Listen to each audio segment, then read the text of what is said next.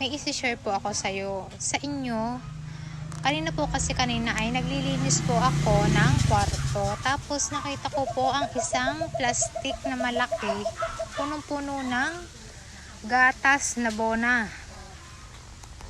Yung pinag-alsan po ng gatas, iniipon po ni mama, baka collection niya yon. Diyos ko, anong gagawin niya yun mama? Pampalakas mo ba yun? Kasi po, kaya po dumami yun ng ganon. Kasi, nung nanganak po ako kay Haven, nagpadede po ako sa, dede ko lang ng 2 months and 2 days lang po ako nagpadede sa kanya. Tapos, pagkatapos siguro 2 months and 2 days, bumili na po kami ng gatas na formula. Iniipon pala ni mama. Ang dami. Iniipon ni mama. Ipapakita ko sa inyo. Ayan po yung kinuha ko sa plastic na yon.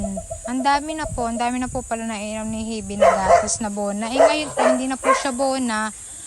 Bonamil na po siya. Ayun na po. Ayun po. Kahapon lang po kakasimula. Bonamil na green. Kasi 6 months na po siya. Hindi ko alam kung bakit iniipon niya ni mama. Yun ba nakakaganda kay mama? O talagang masaya lang siya mag-ipon ng mga ganitong karton? Natutuwa siya kung gano'n na ang nabibili naming gatas kay Haven. Koleksyon ng aking mama.